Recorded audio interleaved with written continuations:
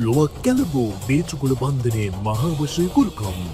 වසර කලනාවක් අසරණ තරුවන්ගේ සියලුතු පීඩා වෙනුවෙන් පිහිට වන සුධර්මාකුරු මෑනියෝ මෙතෙක් කළ කිසිදු ගුරුකම් කටයුත්තක් වැරදී නැත. මේ වෙනකම් මෙතෙක් කරපු වැඩක් වැරදිලත් නැහැ වරදින්නෙත් නැහැ. වරදින්න දෙන්නෙත් නැහැ. වසී ගුරුකමක් කරන්න අවශ්‍ය නම් පුතේ වසී කරන ක්‍රමයක් තියෙනවා. වසී කිව්වට මෙහෙමයි පුතා දැන් මේ පාරේ යන කෙනෙක් අපි කිව්ව පුතා මාතෘකාවට ගමුකෝ. දැන් මේ පාරේ යන කෙනෙක් දැකලා ඇවිල්ලා මේ මෑණියනේ මට මේ අහමලා වසී කරගන්න ඕන. ඒකට මට එහෙම වසී කරලා දෙන්න බෑ. යම්කිසි ඔයාගේ සම්බන්ධයක් තිබිලා එක්ක ඔයා බැදලා ඉන්න එක්කෙනා දාලා ගිහින් නැත්තම් ඔයා යාළු වෙලා ඒ වගේ සම්බන්ධයක් තිබිලා ඒ වගේ කැඩිලා ගියොත් ඒක මට හරි ගස්සලා දෙන්න පුළුවන්. මහා බලගතු ස්ත්‍රී පුරුෂ වශයෙන් කුළුකම් ඇරකිය අයගේ මේම අනවින කොඩිබින කැපීම ග්‍රහ අපල සඳහා යන්ත්‍ර දැමීම මත්කුඩු හා සුරාව සූදුව නැවැත්වීම තවත් ඔබේ මුදල් නිකරුණේ හොරි කපුවන්ට නාස්ති නොකර දැන්ම සුධර්මාකුරු මෑණියෝ අමතන්න 076යි 3418යි 190 එක සිතුවිල්ලකින් ඔයා ආදරය කරන කෙනාගේ එහෙම නැත්නම් ඔයා කැමැත්තෙන් ඉන්න කෙනාගේ ආදරය දිනා ගැනීමට පුළුවන්කමක් තියෙනවා නම් ඒක මොනතරම් හාස්කමක්ද? ඒ දේ සිද්ධ වෙනවට ඔයා කොතරම් කැමතිද? හිතලා බලන්න.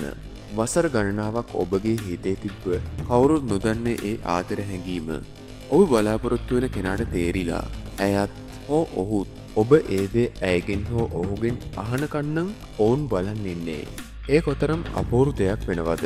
ඉතින් ඒ දේ ඉෂ්ට කරගන්නට පුළුවන් ඊටාත්ම බලගතු වශී මන්ත්‍රයක් තමයි අද ආශිර්වාද YouTube නාලිකාවෙන් පින්වත් ඔබට ලබා දෙන්නේ. මා මේ විස්තර කියන්නට කලින් ඔබ සැමට සුබ දවසක් වේවා කියලා ප්‍රාර්ථනා කර සිටිනවා. හොඳයි. ඔයා කැමති ඕනෑම කෙනෙක්, ඔයා ආදරය කරන ඕනෑම කෙනෙක් සිතින් වසර ගණන් ආදරය කර තාමත් එයාගේ කැමැත්ත නොලැබුණා නම් අද අපි ලබා දෙන මේ මන්ත්‍රය භාවිතා කිරීම මගින් විනාඩි 5ක් යන්නටත් මත්තෙන් ඔබට ඇයගේ හෝ ඔහුගේ කැමැත්ත ආදරය දිනා ගැනීමට වරම් මද ලැබෙනවා. ඉතාමත් ක්ෂණික ප්‍රතිඵල ලබා දෙන මන්ත්‍රයක් විදියට තමයි මේක ඉන්දියාවේද ප්‍රසිද්ධ වී තිබෙන්නේ. මේක අතිශය බලගතු දුර්ගා මෑණියන්ගේ ප්‍රබල වශී මන්ත්‍රයක් වෙනවා. එසේම මෙම මන්ත්‍රය භාවිතා කිරීම මගින් ඔබගේ පවුල් ආරවුල් තිබෙනවා නම් ඒවා සමතකට පත් කරගෙන යන කිසිදාක පවුල තුර ප්‍රශ්නයක් ඇති නොවනසේ වැඩ කටයුතු සලසා ගන්නටත් මේ මන්ත්‍රය සතුව වරම් තිබෙනවා. ඒ වගේම ඔබගේ ආදරය ඔබව හැරගිහිල්ල නම් ඔබගේ පෙම්වතා හෝ පෙම්වතිය සැමියා හෝ බිරිඳ ඔබව හැරගිහිල්ල නම් එම සියලුම දේවල් ඒ අයව නැවත ගෙන්වා ගැනීමට හැකියාවත් මේ මන්ත්‍රය සතුව තියෙනවා. ඔබ මේ මන්ත්‍රය ශ්‍රවණය කරගන්නට පටන්ගත්ත මුල් විනාඩිය සිටම ඔබ වටේට ආකර්ශණ චුම්බක ශේෂත්‍රයක් ඇති වෙනවා. ඇත්තටම ඒක ඔයාට ඇස් දෙකට පේන දෙයක් නම් නෙමේ. ඒක ඔයාගේ හිතයි ඔයා ආදරය කරන කෙනාගේ හිතයි එකට සම්බන්ධ වෙන ඉතාමත්ම ශක්තිමත් බැඳීමක්. ඔබ මේ මන්ත්‍රය අපි කියන අයරින්ම නිසි ආකාරව භාවිතා කරනවා නම් ඔබට මේ මොහොතේම ප්‍රතිඵල ලබා ගන්නට පුළුවන්. ඉතින් මම පුද්ගලිකවම දන්නවා මේ මන්ත්‍රය භාවිතා කර ප්‍රතිඵල ලබාගත් කීප දෙනෙකු ගැනම. ඉතින් ඔවුන්ටත් පුදුමයි ඒ මන්ත්‍රයෙන් ප්‍රතිඵල ඔවුන්ට ලැබුණ කියලා. එක් පුද්ගලයෙක් සිටියා. ඔහු වසර 4ක් පමණ ඇයට නොපවසා හිතින්ම ආදරය කරා. ඔහු වරක් මේ මන්ත්‍රය ශ්‍රවණය කරලා බැලුවා. ඒ ඔහුගේ අවංක ආදරය ඔහුගේ හිත පතුලෙම තබාගෙන ඇය ගැන හොඳින් සිතාගෙන. ඉතින් කියන්නට සතුටුයි. දවස් 5ක් යන්නට මත්තෙන් ඔහුට ඉතාමත් විශාල ප්‍රතිඵලයක් ලැබුණා. ඉතින් එම හේතු නිසාම තමයි අපි ඔබට මේ මන්ත්‍රය ලබා දෙන්නට අද සිදුවේ. මේ වශී මන්ත්‍රය ලෝමුණක් වසඟ කර ගැනීමට ඇති කාම වශයක් ගැන කාම වශයක් ලෙසත් හඳුන්වන්නට පුළුවන්. මේ මන්ත්‍රයේ තවත් පුදුම බලයක් නම් මේ මන්ත්‍රය ඔබ අසන විටදී ඔබ බලාපොරොත්තු වන කෙනා ලිංගිකවද ඔබට ආකර්ෂණය වෙන්නට ගන්නවා. මේ වශී මන්ත්‍රයේ ප්‍රතිඵල නියත වශයෙන්ම අද ඔබට ලැබෙනවා. ඒ ඉතාමත් ඉක්මනින්ම. බලන් ඉන්නට දෙයක් නැහැ. වරු ගණන් ලත වෙන්නට වරු ගණන් මේ මන්ත්‍රය ශ්‍රවණය කර කර ඉන්නට දෙයක් නැහැ. මේ මොහොතේම ප්‍රතිඵල ලබා ගන්නට පුළුවන් ඉතාමත්ම බලගත වශී මන්ත්‍රයක් තමයි මේක. විශේෂයෙන්ම දුර්ගා මෑණියන්ගේ වශී මන්ත්‍ර කියන්නේ ඉක්මනින්ම ප්‍රතිඵල ලබා දෙන මන්ත්‍ර විදියට තමයි අපි හැමෝම දන්නේ. ඒක ආශිර්වාද YouTube නාලිකාවත් එක්ක වසර ගණනක් සිටින ඔබ ඉතාමත් පැහැදිලිවම දන්නා දෙයක් කියලා අපි සිතනවා. ඉතින් මේ වශී මන්ත්‍රයෙන් ඔබට නිසැකවම ඉතාමත් ඉක්මනින්ම ප්‍රතිඵල ලබා ගන්නට පුළුවන්. ඔබ කැමති කෙනාගේ ආදරය ඔබට ලබා ගන්නට පුළුවන්. මේ මන්ත්‍රය එක් වතාවක් පමණක් ශ්‍රවණය කිරීම ඔබට ප්‍රමාණවත් වෙනවා. එයින් ඔබට කුමක් හෝ ඉඟියක් ඉතාමත් ඉක්මනින්ම ලැබෙන්නට පුළුවන්. එයින් ඔබට ඉතාමත් ඉක්මනින්ම සෑහීමකට පත්වෙන්න පුළුවන් වෙයි කියලත් අපි විශ්වාස කරනවා. එක එක්කෙනාට අනුව ප්‍රතිඵල ලැබෙන කාලය වෙනස් වුණත් මෙයින් ප්‍රතිඵල ඉතාමත්ම ඉක්මනින් ඔබට ලබා ගන්නට පුළුවන්. මේ වශී මන්ත්‍රය ශ්‍රවණය කරලා ඔබට ප්‍රතිඵල ලබා ගන්නට හැකි වේවායි ආශිර්වාද අපි ඔබ වෙනුවෙන් ප්‍රාර්ථනා කර සිටිනවා.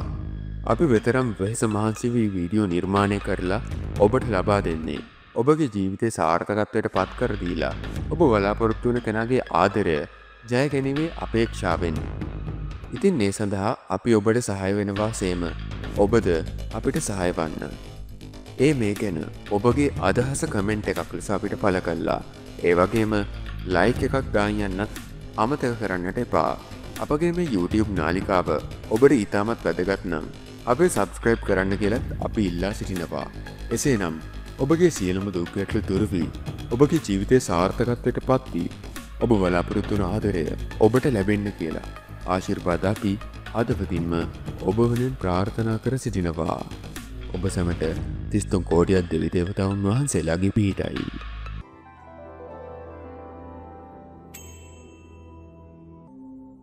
या देवी सर्वभूतेषु शक्तिरूपेण संस्थिता नमस्तस्यै नमस्तस्यै नमस्तस्यै नमो नमः. या देवी सर्वभूतेषु शक्तिरूपेण संस्थिता नमस्तस्यै नमस्तस्यै नमस्तस्यै नमो नमः. या देवी सर्वभूतेषु शक्तिरूपेण संस्थिता नमस्तस्यै नमस्तस्यै नमस्तस्यै नमो नमः. या देवी सर्वभूतेषु शक्तिरूपेण संस्थिता नमस्तस्यै नमस्तस्यै नमस्तस्यै नमो नमः. या देवी सर्वभूतेषु शक्तिरूपेण संस्थिता नमस्तस्यै नमस्तस्यै नमस्तस्यै नमो नमः. या देवी सर्वभूतेषु शक्तिरूपेण संस्थिता नमस्तस्यै नमस्तस्यै नमस्तस्यै नमो नमः. या देवी सर्वभूतेषु शक्तिरूपेण संस्थिता नमस्तस्यै नमस्तस्यै नमस्तस्यै नमो नमः. या देवी सर्वभूतेषु शक्तिरूपेण संस्थिता नमस्तस्यै नमस्तस्यै नमस्तस्यै नमो नमः. या देवी सर्वभूतेषु शक्तिरूपेण संस्थिता नमस्तस्यै नमस्तस्यै नमस्तस्यै नमो नमः. या देवी सर्वभूतेषु शक्तिरूपेण संस्थिता नमस्तस्यै नमस्तस्यै नमस्तस्यै नमो नमः. या देवी सर्वभूतेषु शक्तिरूपेण संस्थिता नमस्तस्यै नमस्तस्यै नमस्तस्यै नमो नमः.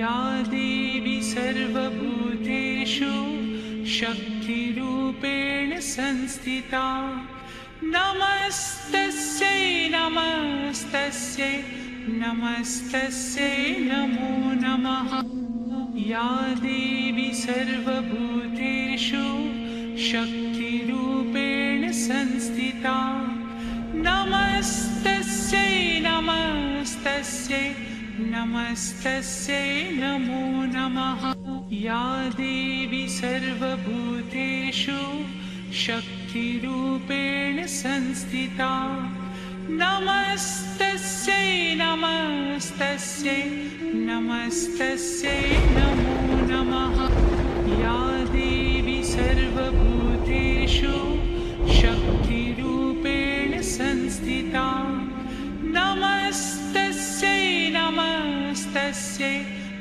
नमस्तस्यै नमो नमः या देवी सर्वभूतेषु शक्तिरूपेण संस्थिता नमस्तस्यै नमस्तस्यै नमस्तस्यै नमो नमः या देवी सर्वभूतेषु शक्तिरूपेण संस्थिता नमस्तस्यै नमस्तस्यै नमस्तस्यै नमो नमः या देवी सर्वभूतेषु शक्तिरूपेण संस्थिता नमस्तस्यै नमस्तस्यै नमस्तस्यै नमो नमः या देवी सर्वभूतेषु शक्तिरूपेण संस्थिता नमस्तस्यै नमस्तस्यै नमस्तस्यै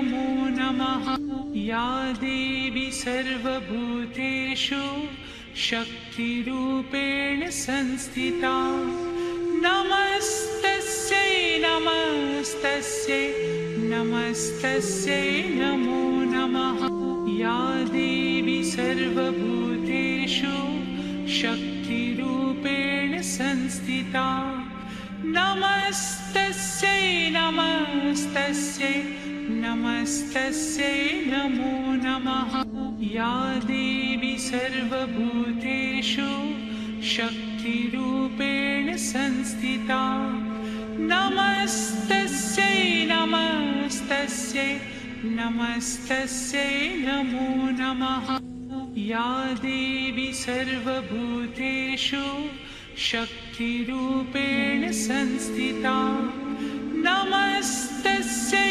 नमस्तस्यै नमस्तस्यै नमो नमः या देवी सर्वभूतेषु शक्तिरूपेण संस्थिता नमस्तस्यै नमस्तस्यै नमस्तस्यै नमो नमः या देवी सर्वभूतेषु शक्तिरूपेण संस्थिता नमस्तस्यै नमस्तस्यै नमस्तस्यै नमो नमः या देवी सर्वभूतेषु शक्तिरूपेण संस्थिता नमस्तस्यै नमस्तस्यै नमस्तस्यै नमो नमः या देवी सर्वभूतेषु शक्तिरूपेण संस्थिता नमस्तस्यै नमस्तस्यै नमस्तस्यै नमो नमः या देवी सर्वभूतेषु शक्तिरूपेण संस्थिता नमस्तस्यै नमस्तस्यै नमस्तस्यै नमो नमः या देवी सर्वभूतेषु शक्तिरूपेण संस्थिता नमस्तस्यै नमस्तस्यै नमस्तस्यै नमो नमः या देवी सर्वभूतेषु शक्तिरूपेण संस्थिता नमस्तस्यै नमस्तस्यै नमस्तस्यै नमो नमः या देवी सर्वभूतेषु शक्तिरूपेण संस्थिता नमस्तस्यै नमस्तस्यै नमस्तस्यै नमो नमः या देवी सर्वभूतेषु शक्तिरूपेण संस्थिता नमस्तस्यै नमस्तस्यै नमस्तस्यै नमो नमः या देवी सर्वभूतेषु शक्तिरूपेण संस्थिता नमस्तस्यै नमस्तस्यै नमस्तस्यै नमो नमः या देवी सर्वभूतेषु शक्तिरूपेण संस्थिता नमस्तस्यै नमस्तस्यै नमस्तस्यै नमो नमः या देवी सर्वभूतेषु शक्तिरूपेण संस्थिता नमस्तस्यै नमस्तस्यै नमस्तस्यै नमो नमः या देवी सर्वभूतेषु शक्तिरूपेण संस्थिता नमस्तस्यै नमस्तस्यै नमस्तस्यै नमो नमः या देवी सर्वभूतेषु शक्तिरूपेण संस्थिता नमस्तस्यै नमस्तस्यै नमस्तस्यै नमो नमः या देवी सर्वभूतेषु शक्तिरूपेण संस्थिता नमस्तस्यै नमस्तस्यै नमस्तस्यै नमो नमः या देवी सर्वभूतेषु शक्तिरूपेण संस्थिता नमस्तस्यै नमस्तस्यै नमस्तस्यै नमो नमः या देवी सर्वभूतेषु शक्तिरूपेण संस्थिता नमस्तस्यै नमस्तस्यै नमस्तस्यै नमो नमः या देवी सर्वभूतेषु शक्तिरूपेण संस्थिता नमस्तस्यै नमस्तस्यै नमस्तस्यै नमो नमः या देवी सर्वभूतेषु शक्तिरूपेण संस्थिता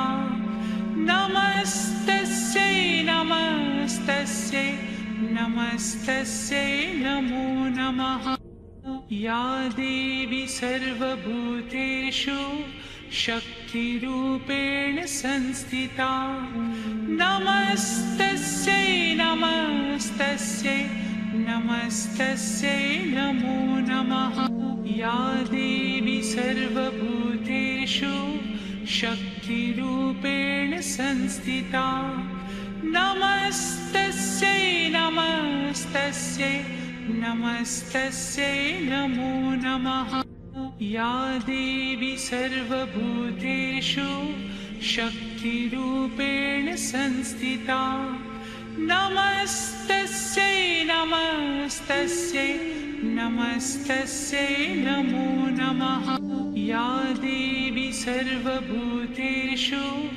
शक्तिरूपेण संस्थिता नमस्तस्यै नमस्तस्यै नमस्तस्यै नमो नमः या देवी सर्वभूतेषु शक्तिरूपेण संस्थिता नमस्तस्यै नमस्तस्यै नमस्तस्यै नमो नमः या देवी सर्वभूतेषु शक्तिरूपेण संस्थिता नमस्तस्यै नमस्तस्यै नमस्तस्यै नमो नमः या देवी सर्वभूतेषु शक्तिरूपेण संस्थिता नमस्तस्यै नमस्तस्यै नमस्तस्यै नमस्तस्यै नमो नमः या देवी सर्वभूतेषु शक्तिरूपेण संस्थिता नमस्तस्यै नमस्तस्यै नमस्तस्यै नमो नमः या देवी सर्वभूतेषु शक्तिरूपेण संस्थिता नमस्तस्यै नमस्तस्यै नमस्तस्यै नमो नमः या देवी सर्वभूतेषु शक्तिरूपेण संस्थिता नमस्तस्यै नमस्तस्यै नमस्तस्यै नमो नमः।